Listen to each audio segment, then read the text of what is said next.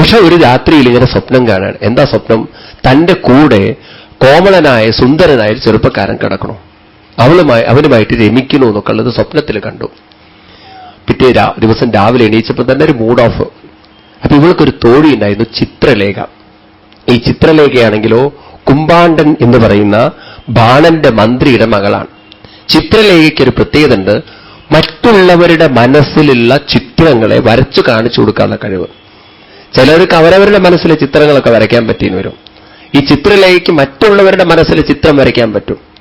അങ്ങനെ അവൾ ചിത്രം വരച്ച് കാണിച്ചു കൊടുത്തു. ഇതാണോ നീ ഇന്നലെ കണ്ട ചെറുപ്പക്കാരൻ? അല്ല പറഞ്ഞു. അങ്ങനെ സിദ്ധന്മാര്, ഗന്ധർവന്മാര്, കുറേ ആളുകളുടെയൊക്കെ വരച്ചു. പിന്നീട് ഭഗവാൻ കൃഷ്ണന്റെ ചിത്രം വരച്ചു. അന്ന് ഭഗവാൻ ഒരു 70 വയസ്സായി ഉണ്ടാവും. അതെന്തായാലും ആവില്ല, ഉറപ്പാണ്. ഒരു മുഖഭാവവും വ്യത്യാസവുമില്ല. ഭഗവാൻ കൃഷ്ണന്റെ പുത്രൻ പ്രദ്യുമ്നന്റെ ചിത്രം വരച്ചപ്പോ മുഖത്ത് ചെറിയൊരു ലജ്ജയൊക്കെ വന്നു. അപ്പൊ ഉറപ്പായി ഇതായിട്ട് ബന്ധപ്പെട്ട ചിത്രമാണ്. അനിരുദ്ധന്റെ ചിത്രം വരച്ചപ്പോ പക്ഷെ താഴേക്ക് നോക്കി നഖം കൊണ്ട് നിലത്ത് വരയ്ക്കാൻ തുടങ്ങി. അപ്പൊ മനസ്സിലായി ഇത് തന്നെ കേസ് എന്ന് പറഞ്ഞു. നീ പേടിക്കേണ്ട, ഞാൻ കൊണ്ടുവരാമെന്ന്. ചിത്രലേഖ രാത്രിക്ക് രാത്രി ആരാരും അറിയാതെ ഭഗവാന്റെ കൊട്ടാരത്തിലേക്ക് കയറി ഇയാളെ എടുത്ത്, അനിരുദ്ധനെ എടുത്തു പോന്നു. അനിരുദ്ധൻ രാവിലെ ഉണർന്നു നോക്കുമ്പോൾ സുന്ദരിയായിട്ടുള്ളൊരു പെൺകുട്ടിയുടെ കൂടിയ കിടപ്പ്. വിചാരിച്ചു ഏതായാലും ഇവിടെയായിരിക്കും എന്റെ ഇര വെച്ചിരിക്കുന്നത്. പിന്നെ അവളുടെ കൂടെ ചൂത് കളിച്ചും പാട്ടുപാടിയും ആട്ടമാടിയും നൃത്തമാടിയൊക്കെ ആരാരും അറിയാതെ അവിടെ ജീവിച്ചു. കുറച്ചു ദിവസം കഴിഞ്ഞപ്പം, മാസങ്ങൾ കഴിഞ്ഞപ്പോ ഇവൾക്ക് ചില ഗർഭലക്ഷണങ്ങളൊക്കെ കണ്ടു.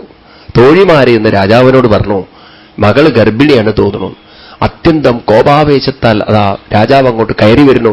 ആരാണ് ഈ തോന്നിവാസം ചെയ്തതെന്നുള്ളത് നോക്കുമ്പോ അനിരുദ്ധനെ കണ്ടതും കോമളമായ മുഖം കണ്ടതും നിന്നുപോയി. ഓ, എന്റെ മകൾ ഭാഗ്യവതിയാണ്, നല്ലൊരു സുന്ദരനെയാണോ കിട്ടിയത്. പക്ഷെ എന്നാലൊരു വിഷമം, മതിൽ ചാടി വന്ന് തോന്നിവാസം ചെയ്തില്ലേ, എന്നോട് ചോദിച്ചിട്ടാണ് ഇങ്ങനെയൊക്കെ ചെയ്യുന്നതെങ്കിൽ തെറ്റുണ്ടായിരുന്നില്ല. അതുകൊണ്ട് അവനെ ശിക്ഷിക്കണമെന്ന് വിചാരിച്ച് പിടിച്ചു കെട്ടി നേരെ ജയിലിൽ കൊണ്ടിട്ടു. അനിരുദ്ധൻ ഉഷ കാൽക്കൽ വീണൊക്കെ അപേക്ഷിച്ച് ഒന്ന് കൊടുത്തു, പോ അസത്തെ അവിടെ നിന്ന് പറഞ്ഞിട്ട്, തോന്നിവാസം ചെയ്ത് നീ എന്റെ കാല് പിടിക്കാൻ വന്നിരിക്കണം എന്നൊക്കെ പറഞ്ഞ് അലറി അവിടെ നിന്ന്. അങ്ങനെ അനിരുദ്ധൻ പോയിട്ട് 6 മാസമായി. ഇവിടെ അങ്ങനെ ഒരു കാര്യം അറിയില്ല ദ്വാരകയിൽ. ഒരു ദിവസം നാരദ മഹർഷി വന്നിട്ട് ചോദിച്ചു, ഭഗവാനെ അവിടുത്തെ പേരക്കുട്ടി എവിടെയാണെന്ന്. ഏത് പേരക്കുട്ടിന്ന്? കാരണം ഇത്രയും 16,000 ഭാര്യമാരിൽ 10 പേരക്കുട്ടി ഉണ്ടെങ്കിൽ ഇന്നിപ്പോ എവിടെ രാമു ചോദിച്ചു കഴിഞ്ഞാൽ നമുക്ക് ഒരാളേ ഉള്ളൂ അറിയാം രാമു എവിടെ, അല്ലെങ്കിൽ കുട്ടൻ എവിടെയാണെന്നുള്ളത്. ഒരു 10-20 എണ്ണത്തിന്റെ ഇടയിൽ കുട്ടൻ കുട്ടൻ എന്നൊക്കെ പറഞ്ഞാൽ ഏത് കുട്ടനൊക്കെ കുട്ടനായിരിക്കും. പെട്ടെന്ന് അറിയില്ല. പണ്ടൊക്കെ നിങ്ങളുടെയൊക്കെ വീട്ടിൽ തന്നെ നിങ്ങൾക്ക് അറിയേണ്ട 6, 7, 8, 10 പേരൊക്കെ മെമ്പേഴ്സ് ഉണ്ടാകുമ്പോൾ അതിൻ്റെ ഇടയിൽ ഒരാളൊന്നും വന്നില്ലെങ്കിലും അറിയുന്നുമില്ല. ആര് വന്നു, ആര് ബ്രേക്ക്ഫാസ്റ്റ് ചോദിച്ചു, ആര് ബ്രേക്ക് ചെയ്തു, ആര് പോയി എന്നൊന്നും അറിയില്ല. ഇതുപോലെ ഭഗവാൻ പെട്ടെന്ന് ചോദിച്ചു ആരാണെന്ന്. അനിരുദ്ധൻ. അനിരുദ്ധൻ പോയ കാര്യം ആരും അറിയില്ല സംഗതി. പറഞ്ഞു ഇപ്പൊ ആള് ബാണന്റെ ജയിലിൽ കിടക്കുകയാണ് പാവെന്ന്. കാര്യങ്ങളൊക്കെ പറഞ്ഞു ബലരാമസ്വാമിക്ക് പെട്ടെന്ന് കോപം വന്നു. എന്നാ പിന്നെ ബാണനോട് പ്രതികാരം ചെയ്യണം, പുറപ്പെടൂ കൃഷ്ണ. ഭഗവാനും ബലരാമസ്വാമി സൈന്യവുമായിട്ട് പുറപ്പെടുന്നു. ആദ്യം തന്നെ ഭഗവാൻ അവന്റെ കൊടിമരത്തിന്റെ കൊടി അറത്തിട്ടു. അന്ന് ബാണൻ വന്നു നോക്കുമ്പോൾ കൊടി കാണുന്നില്ല. സന്തോഷം കൊണ്ട് ആവേശം കൊണ്ടൊരു ചാട്ടം. ഓ, എന്റെ കൈത്തരിപ്പ് തീർക്കാൻ ഒരുത്തം വന്നുവല്ലോ എന്നും. അപ്പോഴാണ് സൈന്യവും കോലാഹലങ്ങളൊക്കെ കാണുന്നത്. മന്ത്രിമാര് വന്ന് പറയുന്നത്. ഉടനെ സൈന്യത്തെയൊക്കെ ഒരുക്കി വേഗം ബാണൻ ചെന്നിട്ട് പരമശിവനോട് പറഞ്ഞു, വെറുതെ ചാപ്പാട് കഴിച്ചിരുന്നാ പോരാ, വരൂ യുദ്ധത്തിന് നിന്ന്, കൂട്ടിക്കോളും എല്ലാവരും ഇന്ന്. അങ്ങനെ സുബ്രഹ്മണ്യ സ്വാമിയും ഗണപതി ഭഗവാനെയൊക്കെ കൂട്ടിയിട്ട് പരമശിവൻ നിവൃത്തിയില്ല, ഇവന്റെ വാച്ച്മാനല്ലേ, യുദ്ധം ചെയ്തേ പറ്റുള്ളൂ. ഒരു വശത്ത് പരമശിവൻ, അതുപോലെ തന്നെ സുബ്രഹ്മണ്യ സ്വാമി, മറുവശത്ത് കൃഷ്ണൻ, ഭഗവാൻ കൃഷ്ണൻ, ബലരാമസ്വാമി തുടങ്ങിയവരൊക്കെ യുദ്ധം. കുറച്ചു നേരം കൊണ്ട് സുബ്രഹ്മണ്യ സ്വാമിയും പ്രദ്യുമ്നും തമ്മിലുള്ള ഏറ്റുമുട്ടലിൽ സുബ്രഹ്മണ്യ സ്വാമി തോറ്റു. ഇവിടെ ഭഗവാനും ബാണനും തമ്മിലുള്ള യുദ്ധം, ഘോരമായ യുദ്ധം. ഭഗവാനും പരമശിവനും തമ്മിൽ, ബാണനും ബലരാമസ്വാമിയും തമ്മിൽ യുദ്ധം. അങ്ങോട്ടും ഇങ്ങോട്ടുള്ള ഘോരയുദ്ധത്തിൽ പരമശിവൻ തോറ്റുപോയി. ശിവനൊരു വിഷമം, ഞാനങ്ങനെ തോൽക്കാൻ പാടുമോ, മോശക്കാരനാവാൻ പാടുമെന്ന്. ഒരു സത്വത്തെ സൃഷ്ടിച്ച് കൃഷ്ണന്റെ നേരെ പറഞ്ഞയച്ചു.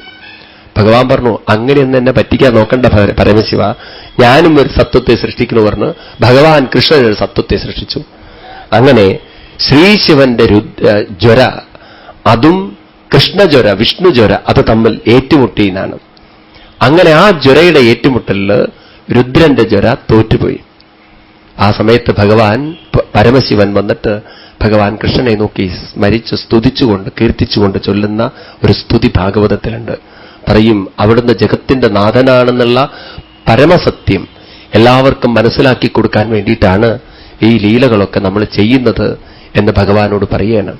പ്രപഞ്ചനാഥനാണ് അവിടുന്ന് പറഞ്ഞ് ഭഗവാനെ സ്തുതിക്കുന്നു. അതിനുശേഷം ഭഗവാൻ ബാണനുമായി ഏറ്റുമുട്ടി തന്റെ സുദർശന ചക്രത്തെ സ്മരിച്ച് ബാണന്റെ കൈകളെ വെട്ടിമുറിക്കും.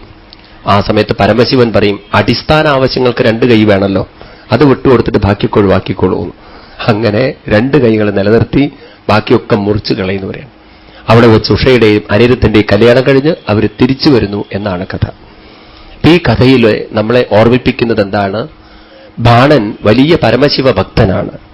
അദ്ദേഹത്തിന്റെ ശക്തി മുഴുവൻ ഭഗവാനെ സ്തുതിക്കാനൊക്കെ ഉപയോഗിച്ചു. അദ്ദേഹം നല്ല കർമ്മങ്ങളൊക്കെ ചെയ്തിട്ടുണ്ട്. പക്ഷേ ഭഗവത് പ്രേമത്തിലേക്ക് ഉയരാനല്ല തോന്നിയത്, തന്റെ ശക്തി ദുർവിനിയോഗം ചെയ്യാനാണ് തോന്നിയത്. നമുക്കൊക്കെ ശാരീരികമായൊരു ശക്തിയുണ്ട്, മാനസികമായൊരു ശക്തിയുണ്ട്. ഇതൊരു ഏജ് വരെ നമ്മുടെ കൂടെ വരുള്ളൂ പറയണം. അതിനേക്കാളും സൂക്ഷ്മമായ ശക്തിയാണ് വിവേകത്തിന്റെ ശക്തി എന്ന് പറയുന്നത്.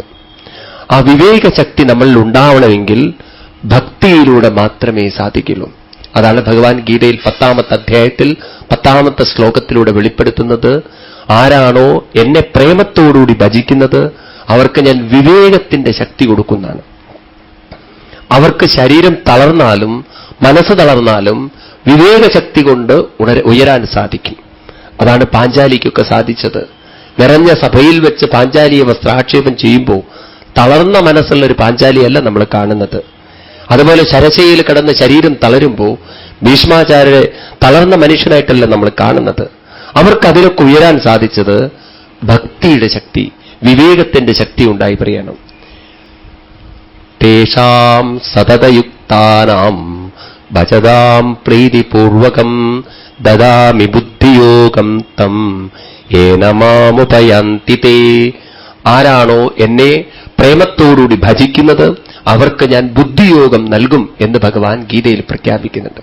എന്ന് വെച്ചാൽ വിവേകം നൽകുന്നു. അത് നമുക്ക് നല്ലവണ്ണം ഉണ്ടാക്കിയെടുക്കാൻ സാധിച്ചാൽ ശരീരമോ മനസ്സോ തളർത്തിയാലും നമ്മൾ തളരില്ല.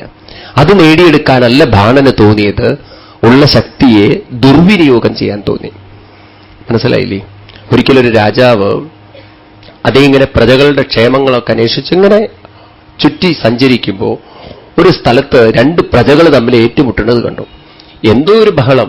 നിനക്കെന്നെ മനസ്സിലായില്ലടാ, ഞാൻ ശരിയാക്കി തരാന്നൊക്കെ പറഞ്ഞ് ഇയാൾ അങ്ങോട്ട് ബഹളം. മറ്റവൻ പറഞ്ഞു, നിന്റെ നാവ് ഞാൻ പിഴുതെടുക്കുന്നു. അങ്ങോട്ടും ഇങ്ങോട്ടും ബഹളം വെക്കുമ്പോൾ രാജാവ് ഒളിഞ്ഞിരുന്നത് കേൾക്കുകയാണ്. അതിൻ്റെ ഇടയ്ക്ക് ഒരു ആള് പറയണം മറ്റവനോട്, നിനക്കെന്റെ വില എന്ന് മനസ്സിലാവണോ അന്ന് നീ നേരെ വന്നു എന്നൊക്കെ പറഞ്ഞ് ബഹളം വെക്കാൻ തുടങ്ങി. രാജാവ് അതെല്ലാം കേട്ട് കൊട്ടാരത്തിൽ വന്നിട്ട് തന്റെ മന്ത്രിമാരോട് ഈ കാര്യം പറഞ്ഞു. ഞാൻ ഇങ്ങനെ പ്രജകളുടെ ഒരു ഇത് കേട്ടു, പ്രസംഗം കേട്ടു. ഒരുത്തം പറയണോ മറ്റവരോട്, നിനക്കെന്റെ വില മനസ്സിലാക്കിയാലേ നീ നേരെയുള്ളൂ. അപ്പൊ ഞാനൊരു ചോദ്യം ചോദിക്കട്ടെ, എന്റെ വില എത്രയാണെന്ന് നിങ്ങളൊന്ന് പറഞ്ഞു തരുമെന്നു. എനിക്കിതുവരെയും മനസ്സിലായിട്ടില്ല എന്റെ വില എത്രയാണ്. അപ്പൊ ഒരാൾ പറഞ്ഞു, രാജൻ അങ്ങ് വിലമതിക്കാത്ത സമ്പത്താണെന്ന്. അപ്പോൾ രാജാവിന് മനസ്സിലായി അവൻ എന്നെ പൊക്കി പറഞ്ഞതാണ്. വേറൊരുത്തം പറഞ്ഞു, ഒരു 3 ലക്ഷം രൂപ ഉണ്ടാവുന്നു. അതെന്താണോ അങ്ങനെയെന്ന് ചോദിച്ചു. പറഞ്ഞു, രാജൻ അത് അങ്ങയ്ക്ക് തന്നെ അറിയാലോ എന്ന്. 3 ലക്ഷം രൂപ എന്റെ കിരീടത്തിന് കിട്ടുമെന്ന് പറഞ്ഞു. എന്നാ അതിന്റെ വിലയാണ് ഞാൻ പറഞ്ഞതെന്ന്. വേറൊരുത്തം വേറൊരു വില പറഞ്ഞു. ഇങ്ങനെ ഓരോരുത്തരും ഓരോ വില പറഞ്ഞപ്പോ ഒരു മന്ത്രി ഒരക്ഷരം പറയാതെ അങ്ങനെ ഇരിക്കുന്നുണ്ട്. ഉടനെ അദ്ദേഹത്തോട് ചോദിച്ചു, എന്താ മന്ത്രി അങ്ങൊന്നും പറയുന്നില്ലല്ലോ? മന്ത്രി പറഞ്ഞു, അവിടുത്തെ വില ഇന്നത്തെ മാർക്കറ്റ് പ്രൈസ് അനുസരിച്ച് കൃത്യം 18 രൂപയാണെന്ന് പറഞ്ഞു. രാജാവിനങ്ങോട്ട് കലി വന്നു. 18 രൂപ എന്റെ വില, ഇതാണ് എന്റെ വില എന്നൊക്കെ ചോദിച്ചാൽ അലറാൻ തുടങ്ങി. ഉടനെ പറഞ്ഞു, രാജൻ അങ്ങയുടെ ശരീരത്തിലെ എല്ലാ ആഭരണങ്ങളും വസ്ത്രം അഴിച്ചു വയ്ക്കുക, എന്നിട്ട് അങ്ങയുടെ ജീവൻ പോയി എന്ന് വിചാരിക്കുക. ആ ശരീരത്തെ കൊണ്ടുപോയി ഞങ്ങൾ കത്തിക്കുന്നു. കത്തിച്ചതിന്റെ ചാരം എടുത്തു കഴിഞ്ഞാൽ ഒരു ചാക്കൽ നോക്കി 1/2 ചാക്കേ ഉണ്ടാവുള്ളൂ. അങ്ങോട്ടത്തെ ഭസ്മ അത്രയേ ഉണ്ടാവുള്ളൂ. അതിലധികമൊക്കെ ഉണ്ടാവുക ശംശിയാണ് എല്ലാം കൂടി ചേർത്താൽ. അന്നത്തെ മാർക്കറ്റിലെ വില അനുസരിച്ച് 1/2 ചാക്ക് ചാരത്തിന്റെ വില 18 രൂപയാണ്. അപ്പൊ അതുകൊണ്ട് അങ്ങയുടെ വില 18 രൂപയാണ്. അപ്പൊ ഞാനും നിങ്ങളൊക്കെ കൊണ്ടു നടക്കണം ഈ 18 രൂപയുടെ സാധനം. ഇന്നിപ്പോ അതിന് വിലയും കിട്ടില്ലേ ചാരത്തിന്, അതവിടെ കിടക്കുന്നേ. അപ്പോ നമ്മുടെ ശക്തിയും നമ്മുടെ കഴിവുകളൊക്കെ നമ്മളെ ഉയർത്തിയിട്ടില്ല എങ്കിൽ ഈ ശക്തിയൊക്കെ എന്താ നമുക്ക് നേടിത്തന്നത്? ഇത്രയൊക്കെ ഭക്ഷണം കഴിക്കേണ്ടത്, നമ്മൾ രാവിലെ 10 ഇഡ്ഡലി കഴിക്കേണ്ടത്, ഉച്ചയ്ക്ക് 2 കിലോ അരി കഴിക്കുന്നത് പോട്ടെ, 500 ഗ്രാം ആക്കാം. ഇതൊക്കെ നമ്മൾ കഴിക്കുന്നത്, ഇതൊക്കെ നമ്മൾ ഭക്ഷണമാക്കി മാറ്റണു. പിന്നെ ഒരു 1/2 ലിറ്റർ ചായ കഴിക്കണു, വൈകുന്നേരം 1 കിലോ കഞ്ഞി കഴിക്കണം, അല്ലെങ്കിൽ പലഹാരം കഴിക്കണു. ഇതൊക്കെ നമ്മൾ കഴിച്ചിട്ട് ഈ ശക്തിയൊക്കെ നമ്മൾ എന്ത് ചെയ്യുന്നു? ഇതിനെയൊക്കെ നമുക്ക് ഭഗവത് പ്രേമത്തിലേക്ക് കുറച്ചെങ്കിലും ഉയർത്താൻ സാധിച്ചിട്ടുണ്ടെങ്കിൽ തീർച്ചയായിട്ടും ബാണനെ പോലെ ശക്തി ദുർവിനിയോഗം ചെയ്യുന്നവരാവില്ല, ശക്തിയെ പ്രേമമാക്കി മാറ്റാൻ സാധിക്കുന്ന പ്രിയൻ. അങ്ങനെ ബാണന്റെ കഥ പറഞ്ഞു. പിന്നീട് അടുത്ത കഥയാണ് നഹുഷന്റെ കഥ. നന്മ ചെയ്തിട്ട് ശാപം കിട്ടിയ കഥയാണ് നഹുഷന്റെ കഥയിൽ പറയുന്നത്. നഹുഷൻ പറയാണ്, ഭൂമിയിൽ എത്ര മൺപൊടിയുണ്ടോ അത്രയും ദാനം അയാൾ ചെയ്തിട്ടുണ്ടത്രേ. അയാളുടെ തൊഴിലെന്താ വെച്ചാൽ വരുന്നവർക്കൊക്കെ പശുവിനെ ദാനം ചെയ്യുക, അതാണ് അയാളുടെ തൊഴിൽ. അങ്ങനെ ഒരിക്കൽ കൊട്ടാരത്തിൽ ഒരു ബ്രാഹ്മണൻ വന്നു. രാജാവ് 1000 പശുക്കളെ അവന് ദാനം ചെയ്തു. കുറച്ചു കഴിഞ്ഞ് മറ്റൊരു ബ്രാഹ്മണൻ വന്നു, വീണ്ടും 1000 പശുക്കളെ അയാൾക്കും ദാനം ചെയ്തു. ആദ്യത്തെ ബ്രാഹ്മണൻ പശുക്കളെ കൊണ്ടുപോകുമ്പോൾ പശുക്കളിൽ ഒന്ന് എങ്ങനെയോ കൂട്ടം തെറ്റി വീണ്ടും ആലയിൽ വന്ന് കയറിക്കൂടി. രാജാവിന് അറിയില്ല, രാജാവ് കണ്ടിട്ടില്ല, ആരും പറഞ്ഞതുമില്ല. രണ്ടാമത്തെ ബ്രാഹ്മണന് കൊടുക്കുമ്പോൾ ഈ പശു അതിൽപ്പെട്ടു. ആദ്യത്തെ ബ്രാഹ്മണനോ വഴിയിൽ വെച്ച് എണ്ണി നോക്കുമ്പോൾ ഒന്ന് കുറവ്. അതും അയാൾ ഓർത്തു വെച്ചിട്ടുണ്ട് ഏതൊക്കെ പശുവാണ് എന്റെ കൂടെ ഉണ്ടായിരുന്നു, നോക്കണേ അപ്പൊ അയാളുടെ ബുദ്ധി എത്ര ഉണ്ടെന്ന്.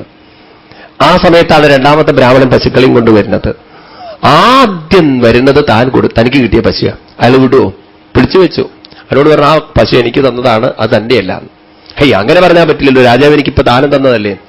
നിനക്ക് ദാനം തരുന്നതിന് മുമ്പ് എനിക്ക് ദാനം ചെയ്തതാണ്, അത് കൂട്ടം വിട്ട് അവിടേക്ക് പോയതാണ്, അതുകൊണ്ട് എനിക്ക് തരണമെന്ന്.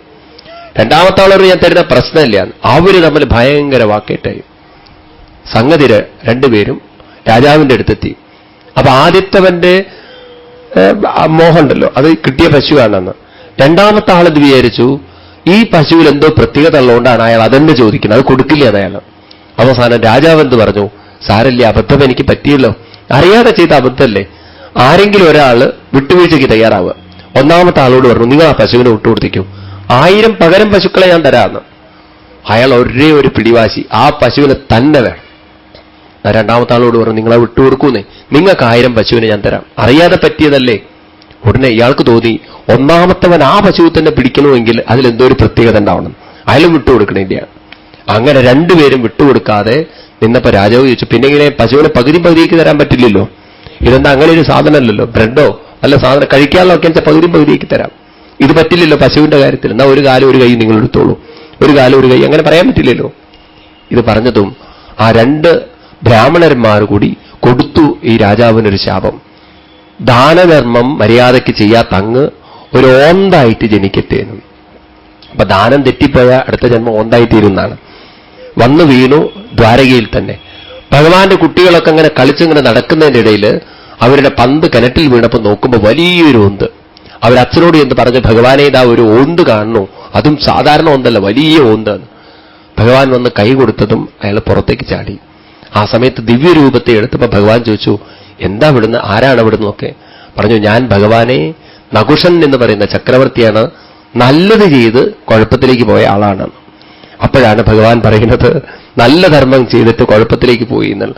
എന്താ ഭഗവാൻ പറയാൻ അദ്ദേഹത്തോട്, നാഹം ഹാലാഹലം മന്യേ, ഞാൻ ഹാലാഹല വിഷത്തെയല്ല ഞാൻ പാപമുള്ള അല്ലെങ്കിൽ വിഷമായി കാണുന്നത്. പിന്നെയോ ബ്രഹ്മസ്വം ഹി വിഷം പ്രോക്തം, ബ്രഹ്മസ്വത്തെയാണ് വിഷമായിട്ട് കാണുന്നത്. ഈ ബ്രഹ്മസ്വം എന്ന ശബ്ദം പലപ്പോഴും ഒരു വശം മാത്രമേ പലരും ഇതിനെ കാണാറുള്ളൂ. അമ്പലങ്ങളുടെ സ്വത്ത്, ബ്രാഹ്മണ സ്വത്ത് എന്നൊക്കെയാണ് പറയുക സ്ഥൂലാർത്ഥം. ബ്രഹ്മം എന്ന് പറഞ്ഞാൽ ഈശ്വരൻ എന്നാണല്ലോ അർത്ഥം. അപ്പൊ ബ്രഹ്മസ്വം എന്ന് പറഞ്ഞാൽ എന്തായിരിക്കണം? ഈശ്വരൻ തന്നിരിക്കുന്ന സമ്പത്ത് എന്നർത്ഥം. ഈശ്വരൻ തന്നിരിക്കുന്ന സമ്പത്തൊക്കെ ബ്രഹ്മസ്വമാണ്. ആ സമ്പത്തിനെ നമ്മൾ ദുർവിനിയോഗം ചെയ്താൽ തീർച്ചയായിട്ടും ജീവിതത്തിൽ ഉന്നതിയല്ല അധോഗതിയിലേക്ക് പോവേണ്ടി വരും എന്ന് ഭാഗവതം നമ്മളെ കാണിച്ചു തരികയാണ്. ഏതൊക്കെ സമ്പത്താണ്? ശരീരം ഈശ്വരൻ തന്ന സമ്പത്താണ്, മനസ്സ് ഈശ്വരൻ തന്ന സമ്പത്താണ്, ബുദ്ധി ഈശ്വരൻ തന്ന സമ്പത്താണ്. പിന്നെ ബാക്കിയുള്ള സമ്പത്തിനെ കുറിച്ച് പറയണ്ടല്ലോ. അപ്പൊ നമ്മുടെയൊക്കെ പണമൊക്കെ ഉണ്ടല്ലോ, വളരെ ശ്രദ്ധിക്കണത്. ഞാൻ കഴിഞ്ഞ ദിവസം തന്നെ നിങ്ങളോട് പറഞ്ഞു, നല്ല കാര്യങ്ങൾക്കേ നമ്മൾ പണം കൊടുക്കാവൂ. ദുർവിനിയോഗം ചെയ്യുന്ന കാര്യങ്ങൾക്ക് പണം കൊടുക്കാനേ പാടില്ല. പ്രത്യേകിച്ച് കേരളീയരായിരിക്കുന്ന നമുക്ക് ഈ അമ്പലങ്ങളിലുള്ള ഉത്സവം എന്നൊക്കെ പറയുന്നത് വളരെയധികം ധൂർത്തായിട്ട് മാറിയിരിക്കണം. മറ്റൊരു സ്റ്റേറ്റിലും നിങ്ങളിങ്ങനെ ധൂർത്ത് കാണില്ല. നമ്മൾ ഒരുവിധം എല്ലാ സ്റ്റേറ്റിലും പോകുന്ന ആളായതുകൊണ്ട് പറയുകയാണ്. ഇത്രയധികം ഉത്സവങ്ങൾക്ക് വേണ്ടി പണം നശിപ്പിക്കുന്ന ഒരു വർഗം ഹിന്ദുക്കൾ മാത്രമാണ്. ഒരു ക്ഷേത്രമായി തീരണമെങ്കിൽ 5 കാര്യങ്ങൾ വേണം. ആചാര്യ തപസ്സ, അവിടെ പൂജ ചെയ്യുന്നവരും അവിടുത്തെ ഭാരവാഹികളും, ആചാര്യം എന്ന് പറഞ്ഞാൽ വെറും പൂജാരികൾ മാത്രമല്ല, ആ ക്ഷേത്രം കൊണ്ടു നടക്കുന്നവർക്കൊക്കെ തപസ് വേണം. എന്നാൽ ഇപ്പോൾ ലേറ്റസ്റ്റ് സുപ്രീം കോടതി ഡിസിഷൻ പ്രകാരം അമ്പലം കൊണ്ടു നടക്കുന്നവൻ ഹിന്ദു ആവണം തന്നെ ഇല്ല. മനസ്സിലായില്ലേ? വിഷ്ണു സഹസ്രനാമം ചൊല്ലുന്നത് പോട്ടെ. നോക്കൂ, ആലോചിച്ച് നോക്കൂ. ഗുരുവായൂർ ദേവസ്വത്തിൽ നമ്മൾ അവിടുത്തെ അദ്ദേഹത്തോട് ചോദിച്ചതാണ്, സെക്രട്ടറിയോട് ഈ ചോദ്യം, എത്ര സ്റ്റാഫിന് വിഷ്ണു സഹസ്രനാമം അറിയാമെന്ന്. അപ്പൊ അദ്ദേഹം പരമാർത്ഥം പറഞ്ഞു, അവിടുത്തെ മേൽശാന്തിക്ക് അറിയുന്ന എനിക്ക് ഉറപ്പുണ്ട്, തന്ത്രിക്കും അറിയുന്ന ഉറപ്പുണ്ട്, പിന്നെ ആർക്കെങ്കിലും അറിയുന്നുള്ള എനിക്ക് അറിയില്ല എന്ന്. ഇതാണ് അവസ്ഥ. അപ്പോ ക്ഷേത്ര സംസ്കാരമില്ലാത്തവർ ക്ഷേത്രം കൊണ്ട് നടക്കുന്നത് ആ ക്ഷേത്രത്തിനും അതുപോലെ മറ്റുള്ളവർക്കും ശാപമാണ് പറയണത്. ഇതൊന്ന്. രണ്ടാമത് ആചാര്യ തപസ, ആംനായ. അവിടെ ആംനം എന്ന് പറഞ്ഞാൽ വേദപഠനം എന്നാണ്. അവിടെ ദിവസവും പണ്ടാണെങ്കിൽ വേദമന്ത്രങ്ങൾ ചൊല്ലിയിരുന്നു. അതുപോട്ടെ, വിഷ്ണു സഹസ്രനാമം അല്ലെങ്കിൽ എന്തെങ്കിലും ഒരു മന്ത്രം അവിടെ ചൊല്ലിക്കൊണ്ടേയിരിക്കണം. അതൊക്കെ ക്ഷേത്രങ്ങളിൽ നടക്കണമെന്നാണ്. ഈ ക്ഷേത്രത്തിൽ ഉത്സവം നടത്താൻ ഇത്രയും ഉത്സാഹം കാണിക്കുന്ന ആളുകൾക്ക് എന്തുകൊണ്ട് ദിവസവും അമ്പലത്തിൽ വന്ന് വിഷ്ണു സഹസ്രനാമം ചൊല്ലിക്കൂടാ? അത് ചൊല്ലിക്കൂടെ? അത് ചൊല്ലാൻ തയ്യാറില്ല. അവർ വേണമെങ്കിൽ 1000 10,000 വെടിക്കെട്ടിന് വേണ്ടി കൊടുക്കും. വിഷ്ണു സഹസ്രനാമം എന്നാലും ചൊല്ലില്ല. അതിനൊരു പുണ്യം വേണേ. ജപേന, നിയമേന, പിന്നെ നിയമങ്ങൾ, ക്ഷേത്രത്തിനൊരു നിയമങ്ങളൊക്കെ ഉണ്ട്. അതേറെക്കുറെ നമ്മുടെ കേരളത്തിലും അത് അടയ്ക്കലിലും തുറക്കലിലും ഒക്കെ കാണുന്നുണ്ട്. നിയമം എന്ന് പറഞ്ഞു കഴിഞ്ഞാൽ വാസ്തവത്തിൽ അതല്ല, അതൊരു നിയമമാണ്. സ്ഥൂലമായിട്ട് ക്ഷേത്രത്തിൽ പോകുന്നതിനൊരു നിയമമുണ്ട്. എപ്പം പോകണം, എങ്ങനെ പോകണം, അതിനൊക്കെ ഒരു നിയമമുണ്ട്. അത് നമ്മുടെ പൂർവികന്മാര് കുളിച്ച് ഈറനൊടുത്ത് ബ്രഹ്മമുഹൂർത്തത്തിൽ മുമ്പേ അമ്പലത്തിൽ പോയൊരു സംസ്കൃതി നമുക്കുണ്ടായിരുന്നു. സന്ധ്യയ്ക്ക് ദീപാരാധന സമയത്ത് എല്ലാവരും പോയി നാമങ്ങൾ ചൊല്ലിയൊരു സംസ്കാരം നമുക്കുണ്ടായിരുന്നു. പോട്ടെ, നിയമേന. പിന്നെയാണ് പറയുന്നത് അന്നദാനേന ഉത്സവേന. ക്ഷേത്രത്തിൽ അന്നദാന ചടങ്ങുകൾ ചെയ്യണം, ഉത്സവം ചെയ്യണം. എന്നാൽ ക്ഷേത്രം അഭിവൃദ്ധ്യസ്തു പഞ്ചത. ഉത്സവം എന്ന ശബ്ദത്തിന് തന്നെ സംസ്കൃതത്തിൽ അർത്ഥം ഉത് എന്ന് പറഞ്ഞാൽ മുകളിലേക്ക് ഉയർത്തലാണ്. അതാണല്ലോ കൊടിയൊക്കെ മുകളിലേക്ക് ഉയർന്നത്. അതായത് ആ ക്ഷേത്രവുമായി ബന്ധപ്പെട്ട ആളുകളെയൊക്കെ മനസ്സുകൊണ്ട് ഉയർത്തുന്നതിനെയാണ് ഉത്സവം എന്ന് പറയാം. മനസ്സിലായില്ലേ? ആ തരത്തിലൊക്കെ നമ്മുടെ സംസ്കാരം മാറിയിരുന്നു എങ്കിൽ ക്ഷേത്രങ്ങൾ വലിയ നവോത്ഥാനത്തിന്റെ പരിവർത്തനത്തിന്റെ കേന്ദ്രങ്ങളായി തീരുമായിരുന്നു. എന്നാൽ ഇന്ന് ക്ഷേത്രങ്ങൾ എത്തിക്കൊണ്ടിരിക്കുന്നത് ഏറെക്കുറെ ധൂർത്തിന്റെ സ്ഥലങ്ങളായി മാറണം. അത് അമ്പലങ്ങളുടെ കുഴപ്പമല്ല, പ്രതിഷ്ഠയുടെ കുഴപ്പമല്ല, അത് കൊണ്ടു നടക്കുന്നവരും നമ്മളൊക്കെയാണ് അതിന് കുഴപ്പമുണ്ടാക്കുന്നത്. അതുകൊണ്ട് ദയവ് വിചാരിച്ച് നമ്മുടെയൊക്കെ പണം നമ്മൾ ചെലവഴിക്കുമ്പോൾ ചോദിക്കുക സ്വയം, എന്റെ പണം ഏത് കാര്യത്തിനാണ് ഞാൻ നൽകുന്നത്? നന്മയ്ക്കുള്ള കാര്യത്തിനാണോ നൽകുന്നത്, അതോ തിന്മയാണോ ഞാൻ ചെയ്യുന്നത്? സ്വയം ചോദിച്ചിട്ട് നമ്മൾ പണത്തെ ചെലവഴിച്ചു കഴിഞ്ഞാൽ പണം നമുക്കൊരു ശാപമായി തീരില്ല. അല്ലെങ്കിൽ നമ്മൾ നന്മ ചെയ്ത് തിന്മയിലേക്ക് വീഴേണ്ടി വരും. അതാണ് നഹുഷന് പറ്റിയത്. നന്മ ചെയ്തിട്ട് തിന്മയിലേക്ക് വന്നു. മനസ്സിലാവുണ്ടല്ലോ? ഓന്തായിട്ട് ജനിക്കാൻ ഇടവരരുത്, അല്ലെങ്കിൽ ഓന്തിനുള്ള കാലം കാണാൻ പറ്റില്ല. എല്ലാ സ്ഥലങ്ങളും സിറ്റികളാവാൻ പോവുകയാണ്. ഗ്രാമങ്ങളൊക്കെ വളരെ കുറയും. സിറ്റിയിലെ ബസ്സുകളുടെ ഇടയിൽ കൂടെ ഓന്തിന് ഓടാൻ പറ്റില്ല. അതുകൊണ്ട് ഓന്തായി തീരാൻ അധികം ആഗ്രഹിക്കരുത്. നല്ലൊരു ജന്മങ്ങൾ ഇനിയും കിട്ടാൻ വേണ്ടി മോഹിക്കണം. അതിനു വേണ്ടിയിട്ട് നമ്മൾ നമ്മുടെ സമ്പത്തിനെ ചെലവഴിക്കണം എന്ന് ഈ കഥയിലൂടെ പറയാം. അടുത്ത ഉപാഖ്യാനമാണ് കുരുഷവംശാധിപതിയായ പൗണ്ഡ്രക വാസുദേവന്റെ കഥ. പൗണ്ഡ്രകൻ എന്ന് പറഞ്ഞാൽ അയാളുടെ പേരങ്ങനെയാണ്. ഒരിക്കലും ഈ പൗണ്ഡ്രക വാസുദേവൻ അദ്ദേഹം എപ്പോഴും കാശിരാജാവുമായിട്ടുള്ള സമ്പർക്കത്തിൽ ജീവിച്ചു എന്നാണ്. അപ്പോൾ ഒരിക്കലും അങ്ങനെ കാശിരാജാവുമായിട്ട് ഇങ്ങനെ വർത്തമാനം പറഞ്ഞുകൊണ്ടിരിക്കുമ്പോൾ കാശിരാജാവ് പറഞ്ഞു, വാസ്തവത്തിൽ എൻ്റെ വാസുദേവ, നീയാണ് യഥാർത്ഥ വാസുദേവൻ. വൈകുണ്ഠാധിപതിയായിരിക്കുന്ന നാരായണന്റെ അവതാര പുരുഷൻ നീയാണ്. ദ്വാരകയിലിരിക്കുന്ന കൃഷ്ണൻ വെറുതെ അടിച്ചുവിടുകയാണ് ഞാനാണ് വാസുദേവന്. അത് ആളുകളെ പറ്റിക്കാൻ വേണ്ടി അയാൾ പറയാണ്, നിനക്കാണ് എല്ലാം കൊണ്ടും അവതാര പുരുഷന്റെ സകല യോഗ്യതകളുള്ളത്. അപ്പൊ നമ്മുടെ പൗണ്ഡ്രകൻ പറഞ്ഞു, അതിനെന്റെ അടുത്ത് ശംഖചക്ര കഥകളൊന്നുമില്ലല്ലോ, എടാ പൊട്ട, അതൊക്കെ ഉണ്ടാക്കാവുന്നതേ ഉള്ളൂ. ഇദ്ദേഹം നല്ല ആചാര്യമാരെയൊക്കെ വിളിച്ച് 2 അഡീഷണൽ കൈകളൊക്കെ ഫിറ്റ് ചെയ്തു. നേരത്തെയുള്ള കൈ തന്നെ താങ്ങാൻ പറ്റില്ല, പുറമെ ഇപ്പൊ 2 അധികം കൊണ്ടു നടക്കണം. അതിന്റെ മുകളിൽ ഇരുമ്പ് കൊണ്ടൊരു സുദർശന ചക്രം, പിന്നെ ഒരു ശംഖൊക്കെ വെച്ച് പിടിപ്പിച്ച് ഇയാളിങ്ങനെ നടക്കും. പണ്ടൊക്കെ കഴുത്തി ചിരിക്കാമായിരുന്നു, ഇപ്പൊ ഈ കൈ വന്നതിന് ശേഷം അതും പറ്റില്ല. അങ്ങനെയൊക്കെ കൊണ്ടു നടക്കാൻ തുടങ്ങി. അപ്പൊ ഒരു ദിവസം അദ്ദേഹം പറഞ്ഞു, അല്ല ശരിയായിട്ടുള്ള വാസുദേവന് നെഞ്ചിലൊരു മാറുണ്ടല്ലോ, ഭഗവാൻ അങ്ങനെ ഇരുന്നുണ്ടല്ലോ, കൗസ്തുഭം എന്ന് പറയുന്ന മണിയുണ്ട്, ശ്രീവത്സം എന്ന് പറയുന്ന ഒരു മറുകുണ്ട്, ഇതൊക്കെ ഉണ്ടല്ലോ, എനിക്കതൊന്നുമില്ല. നീ പേടിക്കണ്ട, നിനക്കതൊക്കെ ഉണ്ടാക്കി എടുക്കാവുന്നതേ ഉള്ളൂ, നീ വിചാരിക്കേണ്ട നീ മോശക്കാരനാണ്, നീ കിടന്നുറങ്ങിക്കോളൂ, ഞാൻ ശരിയാക്കി തരാമെന്ന്. ഇയാളെ പിടിച്ച് കിടത്തി. എന്നിട്ടൊരു ഇരുമ്പിന്റെ ഒരു കഷ്ണം നല്ലവണ്ണം ചുട്ടുപഴിപ്പിച്ച് കിടന്നുറങ്ങുന്നവന്റെ നെഞ്ചിൽ കൊണ്ടുവച്ചു. ഇവൻ ഉച്ചത്തിൽ അലറിക്കൊണ്ടൊരു ചാട്ടം പറഞ്ഞു, നിനക്ക് യഥാർത്ഥ വാസുദേവനാവണ്ടേ, അപ്പൊ ഒരു മറുകൊക്കെ വേണ്ടേന്ന്. അത് വേണം, പക്ഷെ ഇങ്ങനെ പൊള്ളിക്കണ്ട, അലതാൻ തുടങ്ങി. നിനക്ക് ശരിയായിട്ടുള്ള വാസുദേവനാവാൻ വേണ്ടിയിട്ടാണ് ഈ പരീക്ഷണമൊക്കെ എന്ന്. എങ്ങനെയോ പൊള്ളിയ സാധനം അവിടെ നിന്നു. മനസ്സിലായില്ല, ഇപ്പൊ നിനക്കൊരു മറുകുണ്ട് എന്നുള്ളത്. പക്ഷെ എനിക്ക് ഗരുഡനില്ലല്ലോ. ആശാരിമാരെ വിളിച്ചുകൊണ്ടുവന്ന് സ്പ്രിങ്ങിൽ വർക്ക് ചെയ്യുന്ന ഒരു ഗരുഡനെയൊക്കെ ഉണ്ടാക്കി. എപ്പോഴും ഇയാളുടെ കൈ അതിന്റെ സ്പ്രിങ്ങിന്റെ മുകളിൽ, അത് തിരിച്ചാലേ ഇത് ആടുള്ളൂ.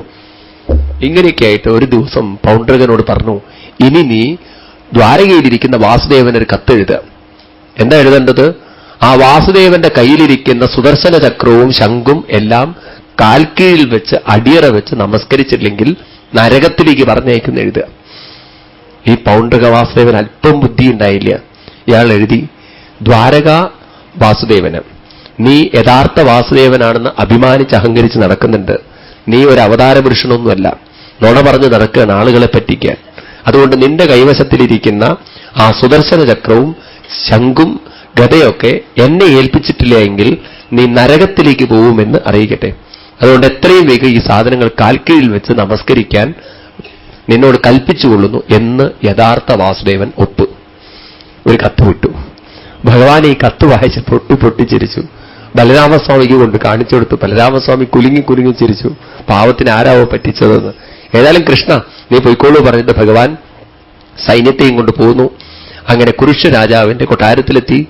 അവിടെത്തെ ദൂതന്മാരോട് അറിയിച്ചു യുദ്ധത്തിനായിട്ട് വരുന്നുണ്ടെന്ന്. കുരുക്ഷ രാജാവ് വരുന്നു. ഭഗവാൻ ഉച്ചത്തിൽ വിളിച്ചു പറഞ്ഞു, രാജൻ, നിനക്ക് സുദർശന ചക്രം വേണ്ടേ? ദാ പിടിച്ചോളൂ പറഞ്ഞു. ഒറ്റയേറ്. അയാൾക്കൊണ്ട് അത് പിടിക്കാൻ പറ്റുന്നു. അയാളുടെ കഴുത്തറുത്ത സാധനം പോകുന്നു. കാശിരാജാവിന് കഴുത്തറുത്തു. കാശിരാജാവിന്റെ തലയെടുത്തിട്ട് അദ്ദേഹത്തിന്റെ പുത്രൻ സുദ്യുമ്നന്റെ കയ്യിൽ കൊണ്ടിട്ട് കൊടുത്തു. അയാൾ ഉടനെ തന്നെ കാശിയിൽ പോയി പരമശിവനെ കഠിനമായി തപസ് ചെയ്ത് പ്രീതിപ്പെടുത്തിയിട്ട് പറഞ്ഞു, ഇപ്പോൾ എനിക്കൊരു സത്വത്തെ തരണം അവിടുന്ന്. എന്തിനാണ് ചോദിച്ചു. അതൊക്കെ ഞാൻ നോക്കിക്കോളാം, അവിടുന്ന് തന്നാ മതി എന്ന്. ഭഗവാൻ അങ്ങനെ സത്വത്തെ കൊടുത്തു. ഈ കാശിരാജാവിന്റെ പുത്രൻ ദ്വാരകയെ നശിപ്പിക്കാൻ വേണ്ടി അതിനെ പറഞ്ഞയക്കണു. അപ്പൊ ഭഗവാൻ ചൂത് കളിച്ചുകൊണ്ടിരിക്കുന്നു. ഉടനെ കുട്ടികളൊക്കെ വന്ന് പറഞ്ഞു ഇങ്ങനെയൊക്കെ സംഭവിച്ചിട്ടുണ്ടെന്ന്. ഭഗവാൻ തന്റെ സുദർശന ചക്രം കൊണ്ട് ആ കൃത്തികയെ നശിപ്പിക്കുന്നു. അങ്ങനെ കുരുക്ഷ രാജാവും കാശിരാജാവും കാശിരാജ്യത്തിൽ കാശീക്ഷേത്രമൊഴികെ സർവവും ഭസ്മത്തിനിരയാക്കി എന്നാണ് കഥ പറയുന്നത്. എന്താ ഈ കഥയിലൂടെ നമ്മളെ ഓർമ്മിപ്പിക്കുന്നത്? ഭഗവാനെ സ്ഥൂലമായി അനുകരിക്കാൻ കുരുക്ഷ രാജാവിന് തോന്നി. എന്നിട്ടോ ശരിയായ ഭഗവാന്റെ മഹത്വം മനസ്സിലാക്കാതെ അഹങ്കരിച്ച് പോർ വിളിച്ച് നടന്നു. അതുകൊണ്ട് എന്തുണ്ടായി? അധപ്പതനം ഉണ്ടായി എന്ന് പറയാണ്. ഭഗവാനിലേക്ക് ഉയരുന്നതിന് പകരം ഭഗവാനിൽ നിന്ന് താഴാനാണ് അദ്ദേഹത്തിന് തോന്നിയത്. ഇവിടെ 2 കാര്യങ്ങൾ നമ്മൾ മനസ്സിലാക്കണം. ഒന്ന്, ആധ്യാത്മികത എന്ന് പറയുന്നത് ബാഹ്യമായ അനുകരണങ്ങളല്ല. നമ്മൾ ചന്ദനക്കുറി തൊടണു, മാലയിടണു, ഇതൊക്കെ ബാഹ്യമായിട്ടുള്ള ഒരു അനുകരണമാണത്, ബാഹ്യമായിട്ടുള്ള ചിഹ്നങ്ങളാണിത്. ഭക്തിക്ക് ഇതൊന്നും ഇല്ലെങ്കിലും കുഴപ്പമൊന്നുമില്ല. ഭക്തി എന്ന് പറയുന്നത് കുറേയും കൂടി സൂക്ഷ്മമാണ്. അതിന് വേണ്ടത് എന്താണ്? മനസ്സാണെന്നാണ്. നിങ്ങൾ ഗീതയിൽ മുഴുവൻ എടുത്തു നോക്കൂ, ഭാഗവതത്തിൽ എവിടെ വേണമെങ്കിലും എടുത്തു നോക്കൂ, ഭഗവാൻ എപ്പോഴും പറയുന്നത് മനസ്സിനെ എന്നിൽ സമർപ്പിക്കൂ. ഭഗവാൻ ഭക്തന്റെ ലക്ഷണം പറയും ഗീതയിലെ 12ാമത്തെ അധ്യായത്തിൽ. അവിടെ പറയും ആരാണ് എന്റെ ശരിയായ ഭക്തൻ. നിർവചിക്കുമ്പോൾ പറയും അദ്വേഷ്ടാ സർവഭൂതാനം മൈത്രകരുണയേവച നിർമ്മമോ നിരഹങ്കാര സുഖദുഃഖ സമക്ഷമി സന്തുഷ്ട സതതം യോഗി യഥാത്മാ ദൃഢനിശ്ചയ മയ്യർപ്പിത മനോബുദ്ധിർ യോ മൽഭക്ത സമേ പ്രിയ. ആരാണോ മനസ്സിനെ എന്നിൽ അർപ്പിച്ചിരിക്കുന്നത് അവൻ എന്റെ ഭക്തനാണെന്നാണ്. മനസ്സിന്റെ പ്രേമമാണ് ഭക്തി എന്ന് പറയണം. അപ്പൊ പുറമേ വേണം നമുക്ക് ചന്ദനക്കുറി തൊടണം, ഇതൊക്കെ ബാഹ്യമായിട്ട് വേണം. പക്ഷെ അതിനേക്കാൾ ഉപരി മനസ്സിന്റെ സാന്നിധ്യമാണ് പ്രിയണം. സ്ഥൂലമായ അനുകരണമല്ല ഭക്തി, സൂക്ഷ്മമായ മനസ്സിന്റെ പ്രേമമാണെന്ന് ഈ കഥയിലൂടെ നമ്മൾ ഓർമ്മിപ്പിക്കുകയാണ്. മനസ്സിലാവുണ്ടല്ലോ? അതായത് നമ്മൾ ക്ഷേത്രത്തിൽ പോകണം, പ്രദക്ഷിണം വെക്കണം, അതൊക്കെ വേണം, അതൊക്കെ അതിന്റെ ബാഹ്യമായിട്ടുള്ള ചടങ്ങുകളാണ്. എത്ര വട്ടം പ്രദക്ഷിണം വെച്ചു എന്നതല്ല, പ്രദക്ഷിണം വയ്ക്കുമ്പോൾ മനസ്സെവിടെയായിരുന്നു എന്നതാണ്. അത് വളരെ പ്രയാസമുള്ളൊരു കാര്യമാണ്. അത് നമുക്ക് തന്നെ അറിയുള്ളൂ. നമ്മൾ ഓരോരുത്തരും അമ്പലത്തിലൊക്കെ പോകുമ്പോൾ നമുക്ക് കാണാം, പ്രത്യേകിച്ച് ഗുരുവായൂർ പോലുള്ള ക്ഷേത്രങ്ങളിലൊക്കെ നമുക്ക് ഇത്തിരി ഭക്തി കൂടും. അവിടെയൊക്കെ പോകുമ്പം മണിക്കൂറുകളോളം ക്യൂ ഒക്കെ നിൽക്കണമല്ലോ. ആ ക്യൂ ഒക്കെ നിൽക്കുന്ന സമയത്ത് നമ്മൾ നാരായണ നാരായണ ഭഗവാനെ അവിടുന്ന് ഉള്ളിട്ടോ ഭഗവാനെ ഇടയ്ക്കിടയ്ക്ക് ഇങ്ങനെ ഓർമ്മിച്ചുകൊണ്ടിരിക്കുമ്പോഴാവും നല്ല വസ്ത്രം എടുത്തിട്ട് വല്ലവരും പോവുക. എവിടുന്നാവും ഏത് ടെക്സ്റ്റൈൽസിലാണ് ഇത് കിട്ടുക? അപ്പോഴും ഓർമ്മ വരുന്നു, ഗുരുവായൂർ അമ്പലത്തിലാണ് നിൽക്കുന്നത്, നാരായണ നാരായണ ജപിച്ചുകൊണ്ടിരിക്കുക. എന്നാലും അപ്പോഴേക്കും മനസ്സ് പോയി, ഇത് എവിടുന്നാ കിട്ടുക എന്ന്. അല്ലെങ്കിൽ ഒരു ആഭരണത്തിന്റെ ഭംഗി കണ്ട മനസ്സ് പോയി. ഇത് മനസ്സിന്റെ സ്വഭാവമാണ്. അപ്പൊ ആ ഒരു സമയത്ത് മനസ്സില്ലെങ്കിൽ പിന്നെ നമ്മൾ ആ സമയത്ത് നാമം ചൊല്ലുമ്പോഴും യാന്ത്രികതയായി തീരുന്നവരെ. അപ്പൊ ബാഹ്യമായ അനുകരണം, ചില ആളുകൾക്ക് ഇങ്ങനെയൊക്കെയുള്ള ഒരു ധാരണ ഉണ്ട്, ദിവസവും രാവിലെ എണീറ്റിട്ട് വിഷ്ണു സഹസ്രനാമം ചൊല്ലിയാൽ ഭക്തി ചെയ്യുന്നത്. വിഷ്ണു സഹസ്രനാമം ചൊല്ലുന്ന ഭക്തി തന്നെയാണ്. പക്ഷെ ആ സമയത്ത് മനസ്സെവിടെ ഇരിക്കുന്നു എന്നുള്ള വളരെ മുഖ്യമാണ്. രാവിലെ തന്നെ ഓ വിശ്വം വിഷ്ണു ഷട്കാരോ ഭൂതഭവ്യ ഭവൽ പ്രഭു ഭൂതഗത് ഭൂതബുദ്ധ, വീട്ടിലുള്ള ഭൂതങ്ങളൊന്നും ഈശ്വര എണീറ്റിട്ടില്ലോ, ഇവർക്കൊന്നൊക്കെ നിന്ന നേരെയാവും ഇവരൊക്കെ എന്നൊക്കെ ഭൂതങ്ങളെ മറ്റു ഭൂതങ്ങളെ വിചാരിച്ചുകൊണ്ട് ഭൂതഗത് ഭൂതബുദ്ധ ഭാവം പറഞ്ഞിട്ടെന്താ കാര്യം? അപ്പൊ ആ മനസ്സിൽ അപ്പം ഭഗവത് പ്രേമമാണോ ചോദിക്കണം. മനസ്സിലായില്ലേ? ഞാൻ കളിയേക്കല്ല, തമാശയല്ല, ഇതൊക്കെ നമ്മുടെ മനസ്സിന്റെ അവസ്ഥയാണത്. ആ സമയത്ത് വേണ്ടാത്ത ഭൂതങ്ങളെയൊക്കെ കുറിച്ച് ചിന്തിക്കും മനസ്സ്. പത്രക്കാരൻ ഭൂതം, പാലുകാരൻ ഭൂതം, പിന്നെ വീട്ടിൽ ജീവിച്ചിരിക്കുന്ന മറ്റ് ഭൂതങ്ങൾ, അവരൊക്കെ കുറിച്ചൊന്നും മനസ്സറിയാതെയൊക്കെ ഒന്ന് ചിന്തിക്കും. ഇത് മനസ്സിന്റെ പ്രത്യേകതയാണ്. ഒരമ്മ ഇങ്ങനെ ഗുരുവായൂരമ്പലത്തിൽ ഇങ്ങനെ ക്യൂ നിൽക്കുകയാണ് തൊഴാൻ വേണ്ടിയിട്ട്. ഇടയ്ക്കിടയ്ക്ക് അവര് ഹരേ ഹരേ ചേ എന്നൊക്കെ പറയുന്നത്. അപ്പൊ അടുത്ത് നിൽക്കുന്ന ആൾ ചോദിച്ചു, എന്താ വിചാരിച്ചത്? ഞാൻ ചവിട്ടിട്ട് ചെയ്തു ഈ അമ്മയെ പാവം, എന്തെങ്ങനെ ഇടയ്ക്കിടയ്ക്ക് ചേ എന്നൊക്കെ പറയുന്നത്? വിഷമം ഉണ്ടാക്കിയോ വല്ലതും എന്നൊക്കെ ചോദിച്ചപ്പം, എന്താ അമ്മയെ ഞാൻ വല്ല വിഷമം ഉണ്ടാക്കിയോ? ഇങ്ങനെ അറിയാതെ ഇങ്ങനെ തിക്കും തിരക്കല്ല, അറിയാതൊക്കെ ചിലപ്പോൾ ചവിട്ടിന്നൊക്കെ വരും. പറഞ്ഞു, ഏയ് കുട്ടി അതൊന്നും അല്ല വിഷമെന്ന്. പിന്നെന്താണ്? ഞാനുണ്ടല്ലോ ആ ഗുരുവായൂരപ്പനെ അങ്ങോട്ട് മനസ്സിൽ വിചാരിക്കുമ്പോൾ അപ്പോഴേക്ക് എന്റെ മനസ്സിലേക്ക് കയറി വരുന്നു മഹാഭാരതം സീരിയലിൽ കൃഷ്ണനായിട്ട് അഭിനയിച്ച എന്തോ ഒരു ഭരദ്വാജ് ഇല്ലേ, അയാളിങ്ങോട്ട് പൊങ്ങി വരുന്നു. അയാളുടെ ചിത്രമാണ്. ഈ ചെറുപ്പക്കാരൻ പറഞ്ഞു, അമ്മ വളരെ ഭാഗ്യവതിയാണ്, കാരണം അങ്ങനെങ്കിലും ഗുരുവായൂരപ്പൻ മനസ്സിലേക്ക് വരുന്നുണ്ടല്ലോ, എന്റെ മനസ്സിൽ അതും വരുന്നില്ലല്ലോ അമ്മേന്ന്. പൊണ്ണു അമ്മ പറയാണ്, എന്റെ കുട്ടി അത് വരുന്നതിൽ എനിക്ക് വിരോധമില്ല, അയാൾ വരുമ്പോഴേക്കും പിന്നെ ഉടനെ അടുത്ത ചിത്രം വരുന്നത് അയാളുടെ കയ്യിൽ ടൂത്ത് പേസ്റ്റിന്റെ പരസ്യമായിട്ടാണ് വരുന്നതെന്ന്. അതാണ് ഇടയ്ക്കിടയ്ക്ക് എന്ന് പറയുന്നത്. അപ്പൊ ഇങ്ങനെ നമ്മൾ ഭക്തിയിൽ ജീവിക്കുമ്പോൾ ആ മനസ്സിന്റെ കമ്മിറ്റ്മെന്റ്, മനസ്സിന്റെ ഇൻവോൾവ്മെന്റ്, ഡെഡിക്കേഷൻ, അത് നമുക്ക് ഉണ്ടാക്കിയെടുക്കാൻ സാധിച്ചു കഴിഞ്ഞാൽ ഭക്തി എന്നാണ് ഭാഗവതം പറയുന്നത്. ബാഹ്യമായ അനുകരണമല്ല ഭക്തി, അത് മനസ്സിന്റെ ഭാവനയാണ്. അതുകൊണ്ട് ഗീതയിൽ ഭഗവാൻ പറയും, നാസ്തി ബുദ്ധിരയുക്തസ്യ നചായുക്തസ്യ ഭാവന നചാ ഭാവയത ശാന്തിർ അശാന്തസ്യ കുതസുഖം. ശാന്തി എവിടെയിരിക്കുന്നു? വീണ്ടും ഉത്തരം പറയുന്നത് മനസ്സിലിരിക്കുന്നു എന്നുള്ളത്. ശാന്തി ഇരിക്കുന്നത് ഭഗവാനിലിരിക്കുന്നു. കാരണം ഭഗവാൻ ശാന്താകാരനാണ്. ഇനി ആ ശാന്തി അനുഭവിക്കാൻ എന്താ വേണ്ടത്? മനസ്സിൽ ഭാവന വേണം, ഭഗവാൻ കൂടെ ഇരിക്കുന്നു എന്നുള്ളത്. ആ ഭാവന എവിടുന്ന് വരും? വിവേകത്തിൽ നിന്ന് വരും. ആ വിവേകം എവിടെ നിന്ന് വരും? ഭഗവത് ഭജനത്തിൽ നിന്ന് വരും. അങ്ങനെയാണ് ഭക്തി നമ്മൾ കൊണ്ടു നടക്കേണ്ടത് എന്ന് പറയാണ്. അപ്പൊ നാസ്തി ബുദ്ധിരയുക്തസ്യ, വിവേകമില്ലാത്തവനെവിടെയാണ്? യുക്തിയില്ലാത്തവന്, ചിന്തിക്കാത്തവനെവിടെയാണ് വിവേകം ഉണ്ടാവാൻ പോകുന്നത്? വിവേകമില്ലാത്തവനെവിടെയാണ് ഭാവന ഉണ്ടാവാൻ പോകുന്നത്? ഭാവനയില്ലാത്തവനെവിടെയാണ് ശാന്തി ഉണ്ടാവാൻ പോകുന്നത്? ശാന്തിയില്ലാത്തവനെവിടെയാണ് അശാന്തസ്യ കുതസുഖം, എവിടെയാണ് സുഖം എന്നാ ചോദിക്കുന്നത്. അപ്പൊ ഇങ്ങനെയൊക്കെ നമ്മൾ മനസ്സിൽ ഭാവന ചെയ്യണം. ഇനി പ്രസാദം എന്ന് പറയുന്നതോ, അതിൽ നമുക്കൊക്കെ ധാരണ ഉണ്ട്. ക്ഷേത്രത്തിൽ ചെന്ന് ഇത്തിരി പൂവും മലരും തീർത്ഥവും ഒക്കെ കുറച്ച് ചന്ദനം കിട്ടിയ പ്രസാദമായിന്ന്, അത് നെറ്റിയിലിട്ടാൽ എല്ലാം ആയിന്ന് വിചാരിക്കുന്ന ആളുകളാണ് കൂടുതൽ ആളുകൾ. അതും ഗീതയിൽ മനോഹരമായിട്ട് ഭഗവാൻ പറയും, പ്രസാദേ രാഗദ്വേഷവിയുക്തൈസ്തു വിഷയാനിന്ദ്രിയൈശ്ചരൻ.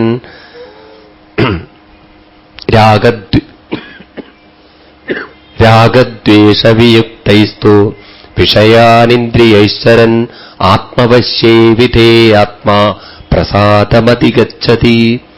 എപ്പോ നമ്മുടെ മനസ്സ് നമ്മളെ മനസ്സിലാക്കിക്കൊണ്ട് ജീവിക്കുന്നുവോ, മനസ്സിനെ മനസ്സിലാക്കുന്നുവോ, അത് തന്നെയാണ് ഏറ്റവും വലിയ പ്രസാദം എന്ന് പറയാണ്.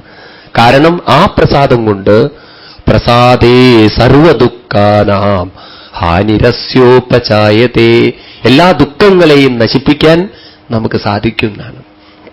ഇതൊക്കെ ആന്തരികമായ സാധനകളാണ്, ബാഹ്യമായിട്ടുള്ള സാധനങ്ങളല്ല പ്രിയൻ. നെറ്റിയിൽ ചന്ദനമിടുന്നൊക്കെ ബാഹ്യമായ അപ്പൊ നമ്മൾ പറയൂ പരമഭക്തനാണ്, കുറേ അധികം ചന്ദനൊക്കെ കൊടുത്തിട്ട് 2-3 രുദ്രാക്ഷമാലകൾ, ഒന്ന് സ്വർണത്തിൽ കെട്ടി, ഒന്ന് വെള്ളിയിൽ കെട്ടി, ഒന്ന് ചെമ്പിൽ കെട്ടി, അങ്ങനെയൊക്കെ നടക്കുമ്പോൾ പറയും കേമനാട്ടോ ഭക്തൻ എന്ന് പറഞ്ഞ ഭക്തൻ. ഓ എന്താ ഭക്തി! ഇത്രയൊക്കെ ഇതാണ് നമ്മുടെയൊക്കെ ഭക്തിയുടെ ചിഹ്നം എന്ന് പറയുന്നത്. ഇതൊക്കെ ഭക്തിയുടെ ഏറ്റവും, ഇതൊന്നും അല്ല പറയില്ല, സ്ഥൂല രൂപം. നമുക്ക് ഇങ്ങനെയൊക്കെ ആളുകൾ ധരിച്ചു വെച്ചിട്ടുണ്ടെങ്കിൽ അത് തെറ്റ് തന്നെയാണ്. ഞാനിതൊക്കെ എനിക്ക് പറയാൻ കാരണം എന്താ വെച്ചാൽ, നമ്മളിടയ്ക്ക് ദ്വാരം ഇവിടേക്ക് പോകുമ്പോൾ, ബദരിയിൽ പോകുമ്പോൾ ചിലർ ചോദിക്കാറുണ്ട്, ഒരു രുദ്രാക്ഷട്ട ഭക്തി വരുമോ, 2 രുദ്രാക്ഷട്ട്, 2 മുഖമുള്ള രുദ്രാക്ഷട്ട ഭക്തി വരുമെന്ന്. 10,000 മുകളിലതിട്ടാലും മാറ്റൊന്നും വരാൻ പോകില്ല. നമ്മളപ്പോഴും ശങ്കരൻകുട്ടിയായിട്ട് തന്നെ ഇരിക്കും. മനസ്സിനാണ് മാറ്റം വരേണ്ടത്. അതിന് രുദ്രാക്ഷത്തില്ലെങ്കിലും കുഴപ്പമൊന്നുമില്ല. രുദ്രാക്ഷമൊക്കെ ശാരീരികമായ ആവശ്യങ്ങൾക്ക്, അതിന് ചില ശാസ്ത്രീയമായിട്ടുള്ള വശങ്ങളൊക്കെ ഉണ്ട്, ഇല്ല എന്നല്ല. അതൊക്കെ അതിനു വേണ്ടിയിട്ട് വേണമെങ്കിൽ ധരിക്കാം. അതുകൊണ്ട് ഭക്തി ഉണ്ടാവുന്നൊന്നും വിചാരിച്ചു പോകരുത് പ്രിയം. അതുപോലെ ഇരുന്ന് നാമം ചൊല്ലിയാൽ ഭക്തി ഉണ്ടാവോ? തീർച്ചയായിട്ടും ഭക്തി ഉണ്ടാവും. പക്ഷെ മനസ്സിനെയും മനസ്സിലാക്കിക്കൊണ്ടാണ് അത് ചെയ്യുന്നതെങ്കിൽ തീർച്ചയായിട്ടും അത് കുറേയും കൂടി സൂക്ഷ്മതയിലേക്ക് നമ്മളെ കൊണ്ടുപോകുന്നു. ഇപ്രകാരം ബാഹ്യമായതല്ല. ഇനി രണ്ടാമത്തതാണ് ഈ കുരുഷരാജാവിൽ നിന്ന് മനസ്സിലാക്കേണ്ടത്, കൂട്ടുകെട്ട് ഏതായിരിക്കണമെന്ന്. നല്ലൊരു ചക്രവർത്തി ഇങ്ങനെ അധപ്പതിക്കാൻ കാരണം കാശിരാജാവിനെ പോലുള്ള ആളുകളുമായിട്ടുള്ള കൂട്ടുകെട്ടാവറിയാണ്. നമ്മുടെ ജീവിതത്തിൽ ഏത് കൂട്ടുകെട്ടിൽ നാം ജീവിക്കുന്നു എന്നതനുസരിച്ചായിരിക്കും നമ്മുടെ ജീവിതാനുഭവം. സത്സംഗമാണ് നമ്മുടെ കൂട്ടുകെട്ടെങ്കിൽ നമുക്ക് വേണ്ടാത്തതൊന്നും ചിന്തിക്കാനും പറയാനും സമയമുണ്ടാവില്ല. നല്ലവരായിട്ടല്ല കൂട്ടുകെട്ടെങ്കിൽ വെറുതെ ഇരുന്ന് നുണയും കൂട്ടും പറഞ്ഞ് അവൾ അവിടെ പോയി, ഇവൻ ഇവിടെ വന്നു, അവളുടെ മകൻ അവിടെ പോയി, ഇവളുടെ മകൻ ഇവിടെ വന്നു, അവൾ അവന്റെ കൂടെ ഓടിപ്പോയി, ഇവൾ അവന്റെ കൂടെ ഓടിപ്പോയി, ഈ തരത്തിലുള്ള പ്രശ്നങ്ങൾ പറഞ്ഞിരിക്കേണ്ടി വരും. വേറെ യാതൊരു സമയമില്ല അതിനു വേണ്ടിയിട്ട്. ഇനിയിപ്പോൾ അവളുടെ മകളുടെ കല്യാണം കഴിയാണ്ട് അതെങ്ങനെയാ നേരെയാവുക? അവൾക്ക് അങ്ങനെയൊക്കെയുള്ളൊരു ഭാഗ്യം ഇല്ലല്ലോ. അവളുടെ കുറ്റം പറഞ്ഞിട്ട് ഇവിടെ ഇരിക്കുക. നിങ്ങൾ കേട്ടിട്ടുണ്ടാവും, സോക്രട്ടീസ് എന്ന് പറയുന്ന വലിയ ചിന്തകനുണ്ടായിരുന്നു. ഒരിക്കൽ അദ്ദേഹത്തിന്റെ അടുത്ത് അദ്ദേഹത്തിന്റെ ശിഷ്യൻ വന്നിട്ട് പറഞ്ഞു, അങ്ങയുടെ ഒരു ശിഷ്യൻ, ഒന്നും പറയേണ്ട അവനെക്കുറിച്ച്, ഇത്രയും വൃത്തികെട്ടൊരു ജന്തുവിനെ ലോകത്തിൽ കാണാൻ പ്രയാസമാണ്. കുറേ കുറ്റങ്ങൾ അങ്ങോട്ട് പറയാൻ തുടങ്ങി. ഉടനെ സോക്രട്ടീസ്, ഇദ്ദേഹം വലിയൊരു മഹാത്മാവായിരുന്നു, ഇതേയാളെ തടഞ്ഞു നിർത്തിയിട്ട് ചോദിച്ചു, സുഹൃത്തെ ഒരു കാര്യം ചോദിക്കട്ടെ, ഞാൻ 3 ചോദ്യങ്ങൾ ചോദിച്ചിട്ട് നീ അവനെക്കുറിച്ചുള്ള കുറ്റവും കുറവും എന്ത് വേണേ എന്നോട് പറഞ്ഞോളൂ. ശരി സാർ, എന്താണെന്ന്? ആദ്യത്തെ കാര്യം, അവന്റെ കുറ്റവും കുറവും പറഞ്ഞതുകൊണ്ട് എനിക്ക് വല്ല പ്രയോജനമുണ്ടോ എന്ന് ചോദിച്ചു. പറഞ്ഞു, അങ്ങയ്ക്കൊരു പ്രയോജനം ഉണ്ടാവുമെന്ന് എനിക്ക് തോന്നുന്നില്ല, അങ്ങയ്ക്ക് അവനെ ഉപദേശിക്കാം. അവനെ ഉപദേശിക്കും പോട്ടെ, എനിക്ക് വല്ല പ്രയോജനമുണ്ടോ? അവന്റെ കുറ്റവും കുറവും പറഞ്ഞുകൊണ്ട് നിനക്ക് വല്ല ഗുണമുണ്ടോ? അതുമില്ല. അവന്റെ കുറ്റവും കുറവും എന്നോട് പറഞ്ഞതുകൊണ്ട് അവന് വല്ല മാറ്റവും സംഭവിക്കാൻ പോകുന്നുണ്ടോ? അതുമില്ല. നദി പറയണ്ട പറഞ്ഞു. ആർക്കൊരു പ്രയോജനമില്ലാത്ത കാര്യം പറഞ്ഞിട്ട് എന്തിനു സമയം കളയണം? ചിന്തിക്കൂ. നമ്മുടെ സമയത്തിന്റെ നല്ലൊരു ശതമാനം എടുത്തു കളയുന്നത് ഇങ്ങനെയുള്ള കുറേ കുറ്റവും കുറവും പറയാം. അതുകൊണ്ട് അതൊന്നും സമ്മതിക്കരുത് മനസ്സിൽ.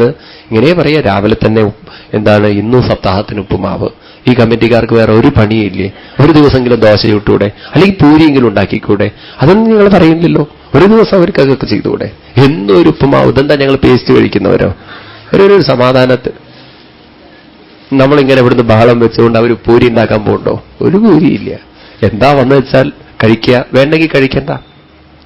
കഴിഞ്ഞില്ലേ, പ്രശ്നം പരിഹരിക്കപ്പെട്ടു. അതുപോലെ എന്നും ഒരു സാമ്പാർ, ഇതിലല്ല വേറെ ഒന്നുമില്ല ഇവിടെ. സത്താഹം എന്ന് പറഞ്ഞാൽ വേറെ കറിയൊന്നും വെച്ചുകൂടെ? എത്ര മാങ്ങയുള്ള കാലമാണ്, ഒത്തിരി മാങ്ങയോട് കാളം വെച്ചുകൂടെ?